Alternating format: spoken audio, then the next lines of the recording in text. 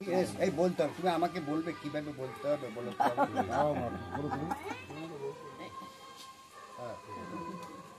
আজ 10 বছর পর এই মেয়ে কাউন্সিলর লোকজন দেখে উনি একটু কথা বলার ইয়ে করলেন, কিন্তু এর আগে কিন্তু কথা বলতেই পারতেন না। আপনারা কি এতদিন ধরে কি কত বছর ধরে রয়েছে? আর ধরুন না 25 বছর ধরে। কারণ সরকারি কোনো না, আমি কোনো সরকারি কিছু করিনি। আপনাদের আয় কি করে?